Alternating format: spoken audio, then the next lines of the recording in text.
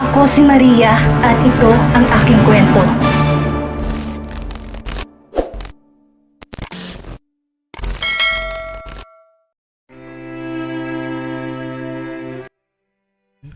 Hindi inayaan ni Jericho na maabot na naman na matanda ang asawa niya. Nakayuko na lang si Christine at hindi alam kung anong ihaharap sa mga taong nakakakita sa kanila. Si Jericho ang humarap sa lola ng pasyente ni Christine.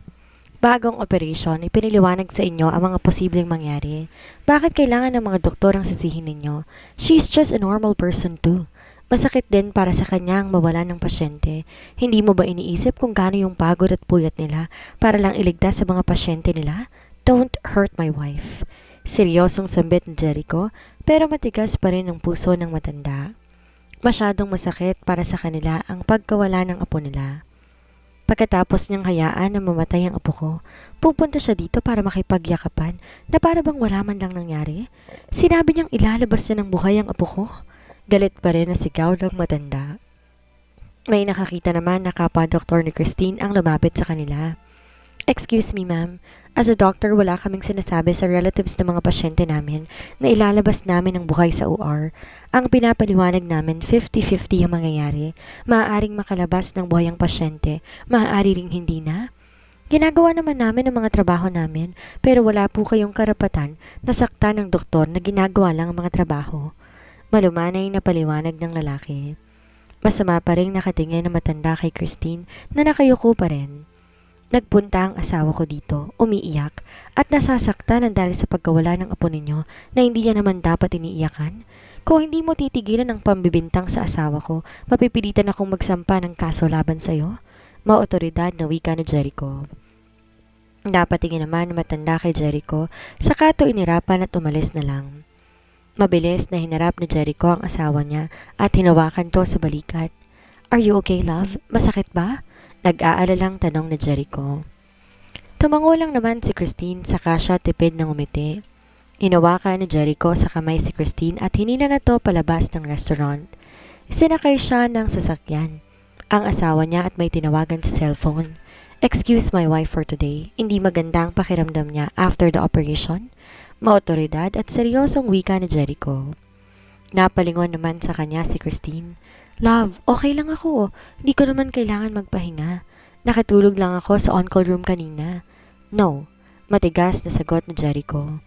Hindi ka na papasok ngayong araw. Hindi na kita papayagan. Isa ako sa may-ari ng ospital na pinagtatrabahuhan mo. Masyado ka na nang iniligtas ng mga pasyente. Nagawa mo ng trabaho mo? Hindi ko hahayaan na kalusugan mo naman ang bumagsak. Malamig nitong wika. Natahimik na lang si Christine dahil ngayon niya lamang nakita ang ganitong side ng asawa niya. Natatakot din pala kung magalit ang asawa niya. Sinama ni Jericho sa penthouse si Christine at di na rin muna siya papasok ng kumpanya. Mas mahalaga sa kanya ang asawa niya. Nang makarating sila sa penthouse ay pinagain ni Jericho ng pagkain ng asawa niya. Tahimik lang naman si Christine habang nakatulala sa kawalan. Ginawa niya naman ang lahat ng makakaya niya sa operation. Pag-open nila sa puso ng pasyente, doon nila nakita ang tunay na problema. Isang malalim na buntong hininga ang pinakawala ni Christine. Kung di talaga malakas ang loob mo sa ospital, sigurado masisira ang mental health mo. Magiging masaya ka kapag naging successful ang operation, pero para ka ring lulubog sa lungkot kapag hindi nagtagumpay. Kumain ka na para may lakas ka. Matulog ka na rin pagkatapos para mapakalma mo ang isip at katawan mo, ani Jericho. Tiningnan ni Christine ang asawa niya, sa kanya to tipid ng anitian. Tulalang kumakain si Christine habang nakatingin naman sa kanya si Jericho. Hindi nga nagkulang si Jericho na mapasaya ang asawa niya, pero karibal niya naman ang trabaho nito. Walang ganang kumain si Christine, pero pinilit pa rin niyang ubusin ang binigay ni Jericho para hindi na to mag-alala sa kanya. Akma na sanang ilalagay ni Christine sa sink ang pinagkainan niya nang kunin niyo ni Jericho at siya nang naghugas. Hindi ka ba papasok ngayon? Okay lang naman ako kung mag-isa ako dito. Pumasok ka na sa kumpanya? Ani Christine. Hindi na, bukas na ako papasok. Pwede ko namang gawin to, yung mga kailangan kong gawin. Hindi kita iiwan dito ng mag-isa. Hindi na nakipagtalo pa si Christine. Nauna na siyang pumasok ng kwarto dahil naantok pa siya. Nang matapos si Jericho sa ginagawa niya, sumunod na siya sa kwarto. Hindi niya na inabala ang asawa niya. Tahimik niyang kinuha ang laptop niya, saka siya naupo at doon na rin sa kwarto ginawa ang mga kailangan niyang gawin. Kinausap niya na lamang ang sekretary niya through email. Nang magtanghali na, lumabas na si Jericho sa kwarto para ipainit ang mga pagkain na idadala niya sana kay Christine. Pinainit niya lamang ito sa oven at habang naghihintay siya, nakatutok siya sa cellphone niya. Binabasa ang mga sinend na files ni Jake C sa kanya. Nang marinig niya ang pagtunog ng oven, binulsa niya na muna ang cellphone at niredy ang mga pagkain. Nilagay niya na ito sa tray, saka siya pumasok sa loob ng kwarto. Natutulog pa rin si Christine pero ginising niya na ito para makakain muna bago ulit matulog. Kumain ka ba kagabi? Tanong ni Jericho nang ilagay niya sa lamesa ang mga pagkain. Nag-sandwich na lang kami kagabi. Inaantok pang sagot ni Christine. Parang ayaw pang kumain ni Christine at mas gusto niya na lamang matulog. Kaso alam niyang hindi siya papayagan ni Jericho na hindi muna kumain. Magpahindag ka muna for at least 30 minutes bago ka ulit matulog ha? Malambing na wika ni Jericho na ikinangiti at kinatango na lang ni Christine. Nang matapos silang kumain, naupo na muna silang dalawa sa kama at sumandal sa headrest. Tahimik lang sila habang nakayakap si Christine kay Jericho. Hindi na rin muna itinuloy ni Jericho ang ginagawa niya. Inayaan ni Jericho na makapag-isip si Christine. Palihim na lamang na napapabuntong hininga si Jericho dahil masyado nasasaktan si Christine sa tuwing nawawalan to ng pasyente. Ayaw niya na sanang maulit ang nangyari noon na nagwala pa ito sa sobrang sakit na nararamdaman niya dahil namatay ang isang pasyente niya. Wala namang magawa si Jericho. Ayaw niya namang patigilin si Christine sa pagtatrabaho bilang doktor dahil buhay na rin ng asawa niya ang pagdodoktor. Tinapos ni Jericho lahat ng mga trabaho niya. Palihim din siyang bumabangon sa gabi para gawin ang mga kailangan pa niyang gawin para sa next day off ni Christine. At may alis niya muna to sa Manila kahit pansamantalang oras lamang. Okay na bang lahat? Check mo na kung wala nang kailangan gawin. Ani Jericho sa sekretary niya. Tinignan naman ni Jake C pero okay naman ang lahat. Wala na sir, sagot nito. Napangiti naman si Jericho. Plano niyang dalhin sa Tagaytay si Christine sa day off nito para makalayo na muna si Christine sa ospital.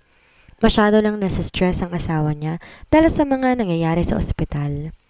Bago pa man ang day off ni Christine, nagtungo na sila ng Tagaytay para doon na magpalipas ng gabi.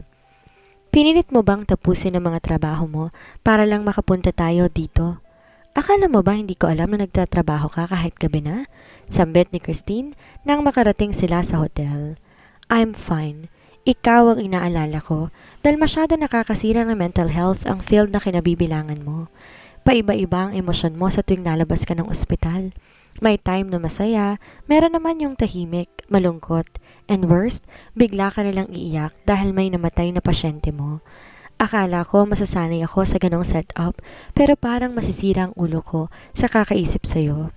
Ang gusto ko mag-relax ka na muna kahit isang araw lamang. Kahit maliit lamang yung oras, makalimutan mong pansamantala ang nakakapagod mong trabaho. Seryosong sagot ni Jericho, sa kanya hinarap ang asawa niya matapos niyang maayos ang mga gamit nila.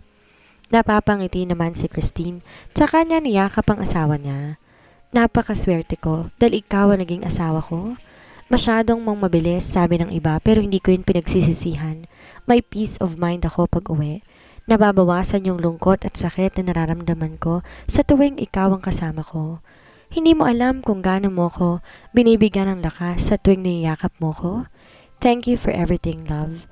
Thank you for your unending love for me at yung pagiging maintindihin mo sa tuwing wala ako sa mood. I love you so much. Malambing na sambit ni Christine. Inalika ni Jericho ang ibabaw ng ulo ng asawa niya. Lumabas na silang dalawa ng hotel room nila at nagsimula ng puntahan ng mga tourist spots sa Tagaytay. Nawala naman sa ospital ang isip ni Christine dahil nag-e-enjoy na sila sa one-day vacation nila.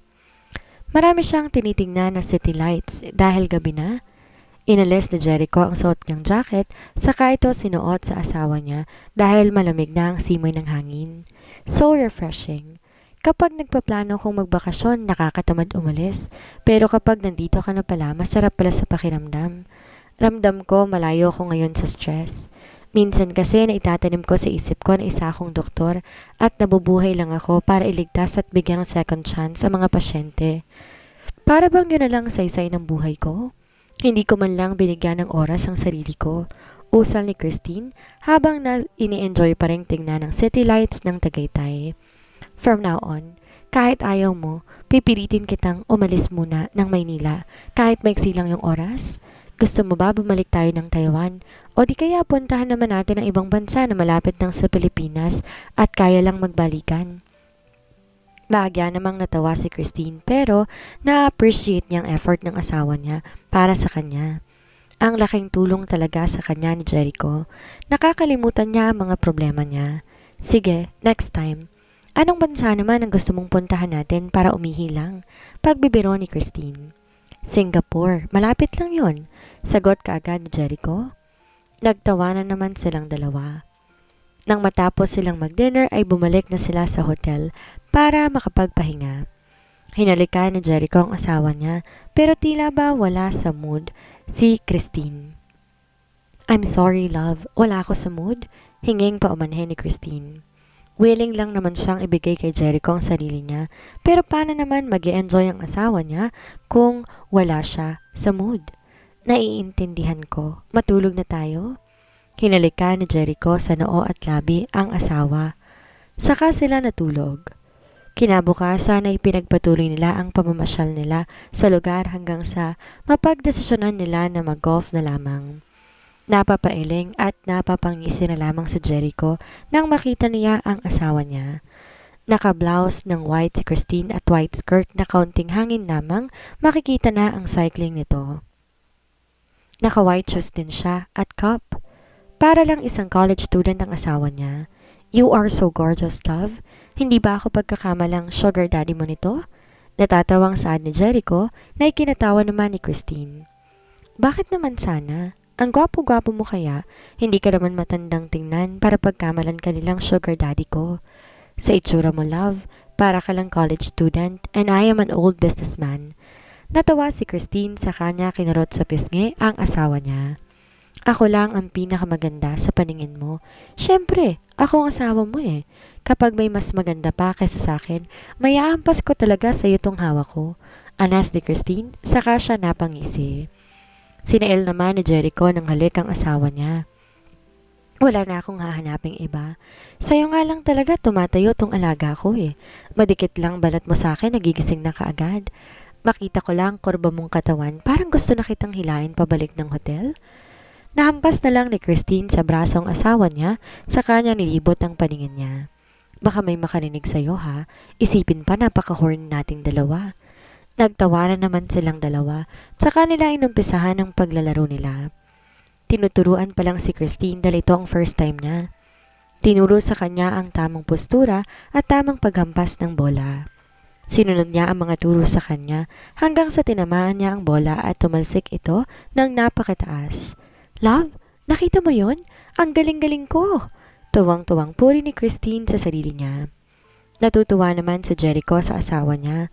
Nagtagumpay si Jericho na maialis muna ang isip ng asawa niya sa ospital kasi sa loob lamang ng isang araw.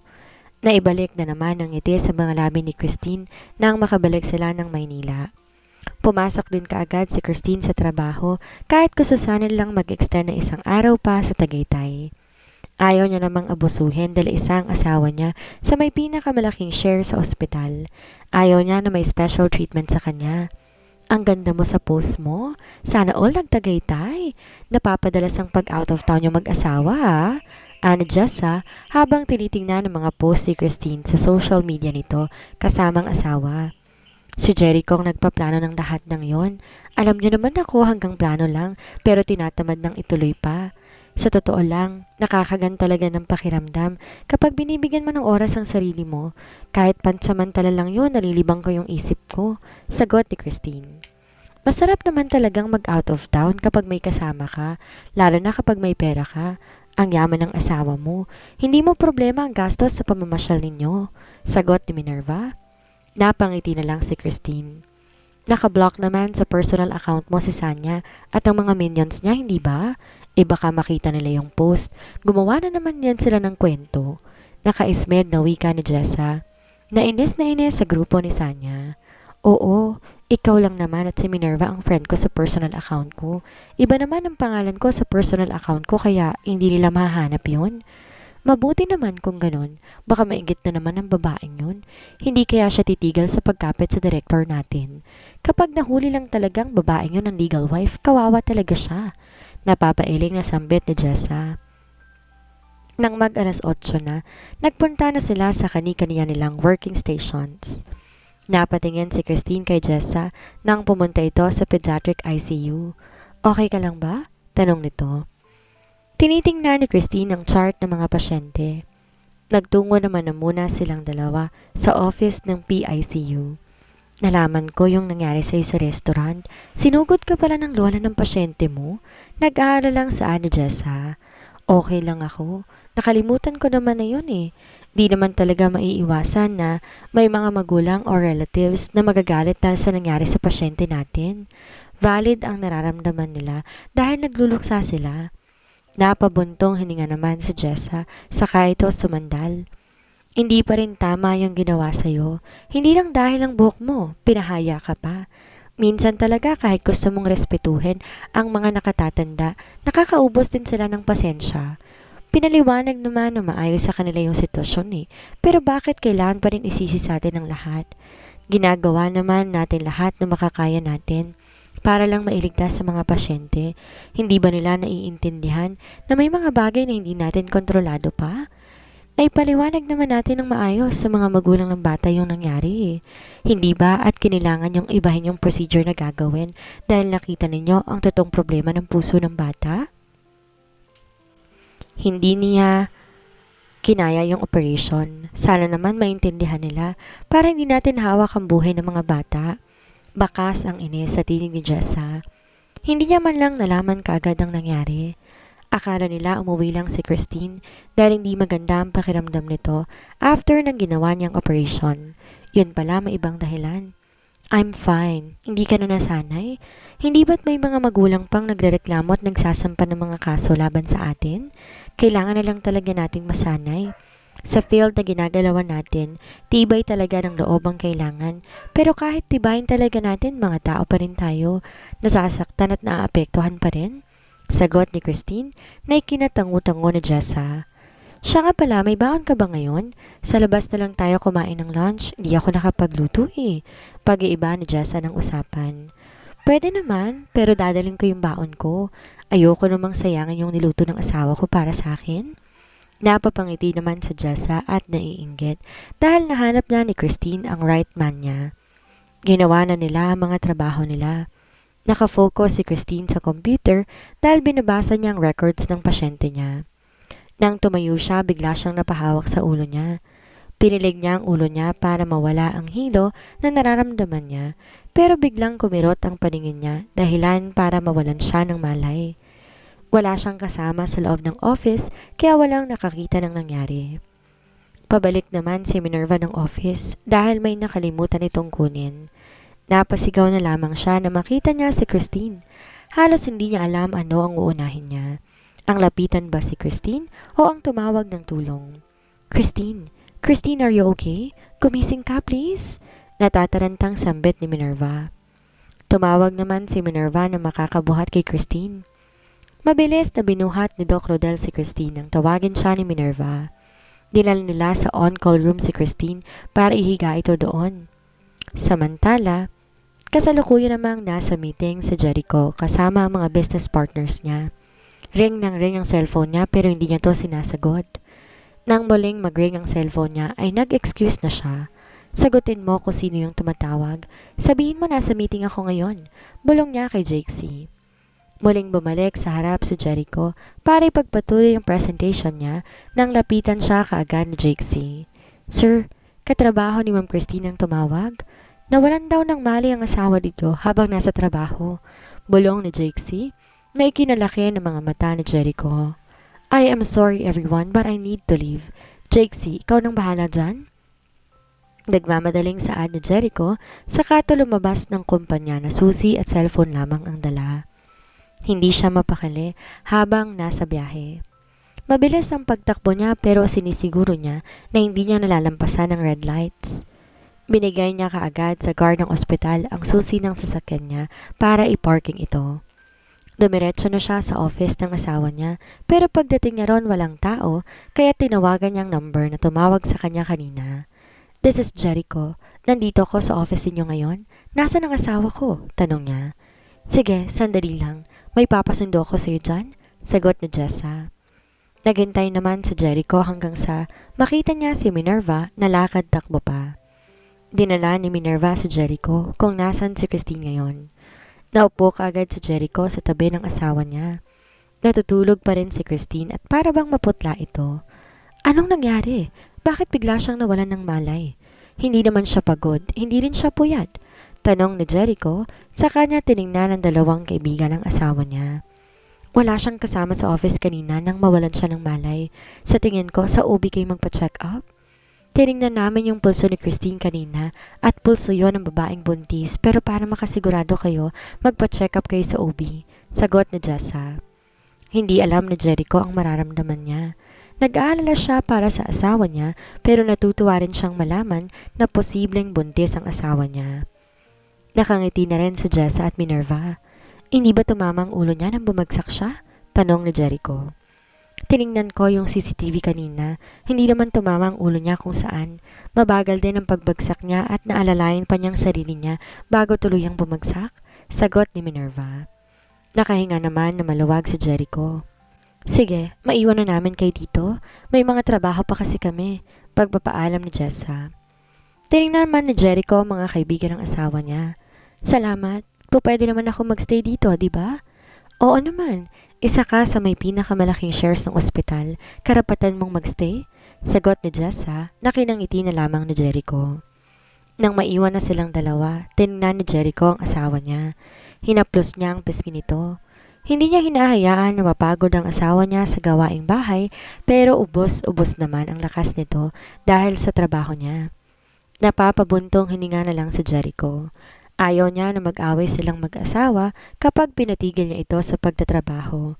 Siguradong hahanap-hanapin din ni Christine ang trabaho niya sa ospital kung sakaling umalis ito. Wala rin namang gagawin si Christine sa penthouse kapag nag-resign to sa trabaho at baka lalo namang ma-stress ang asawa niya.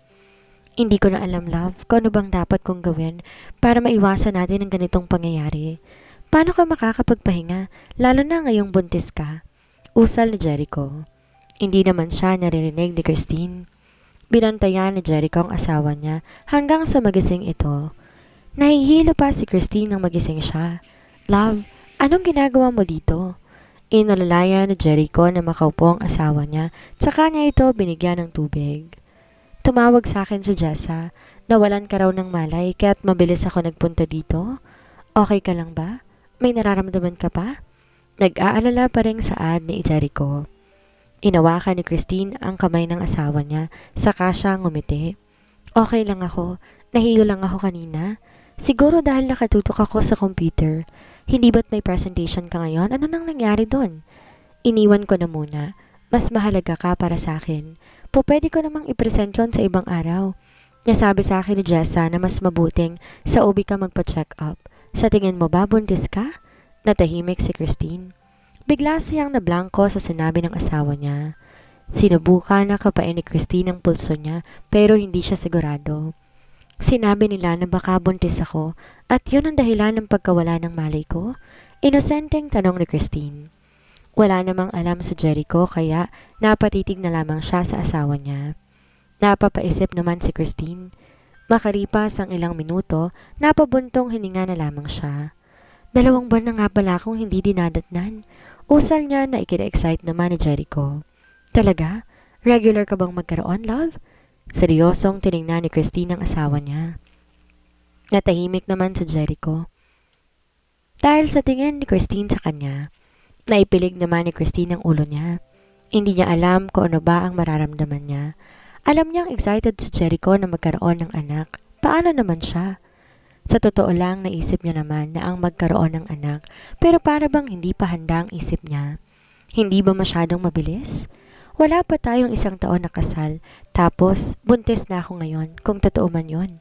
Tulalang sambit ni Christine. Hindi pa naman tayo sigurado, love. Baka delay ka lang. Bigla namang na-guilty si Christine sa mga sinabi niya. Alam niya naman kung gaano ka-excited ang asawa niya na magkaroon sila ng anak. Sa day off ko, pwede mo ba akong samahan magpa-check up? Ngumiti at tumango naman si Jericho pero nawala ng excitement. Napabuntong hininga si Christine. Love, I'm sorry kung yun ang lumalabas sa bibig ko. Gusto ko naman talaga magkaanak na bigla lang siguro ko, anas ni Christine. Kahit na hindi pa sigurado si Jericho kung buntis ba talaga ang asawa niya, ay mas lalo niya itong inalagaan. Hindi niya na to pinapakilos pa sa loob ng penthouse nila. Love, hindi naman ako nawala ng mga kamay para hindi na kita tulungan. Reklamo ni Christine habang nakaupo lang siya at pinapanood ang asawa niya. Just sit there. May gusto ka bang kainin? Mabubulok na lang yung mga prutas na binili mo noong nakaraan, hindi mo pa rin nababawasan. Napabuntong hininga naman si Christine. Ngayon, naiintindihan niya na ang weird na nangyayari sa kanya nitong mga nakarang araw. Masyado siyang emosyonal at bigla na lang nagkikrave sa mga pagkain. Gusto ko nasa fridge lang ang mga yon. I know it's weird pero natutuwa akong makita kapag binubuksan ko yung fridge at nakikita ko na puno yun ng mga prutas. Napatingin si Jericho sa asawa niya. So, wala kang planong kainin yung mga prutas? Pwede naman nating palitan yung mga mababawas doon. Sinamaan ni Christine ang tingin sa Jericho. Huwag na huwag mong gagalawin ang pagkakaayos ko sa mga prutas na yon. Kapag napansin kong may nagbago, ipapakain ko sa iyo lahat yon ng isang upuan lamang. Masungit na sagot ni Christine. Napatango sa Jericho at nanahimik na lamang. Biglang naging masungit ang asawa niya pero pipilitin niya tong intindihin. Nang mag-day off si Christine, nagayak na silang dalawa para bumisita sa OB. Blanco lamang naman ang mukha ni Jericho. Siya ang unang magiging masaya kung nakumpirma nila na buntis nga si Christine. Pero paano kung ang maging reaksyon ng asawa niya ay ang naging reaksyon nito sa on-call room? Hindi na alam ni Jericho kung dapat pa ba siyang matuwa.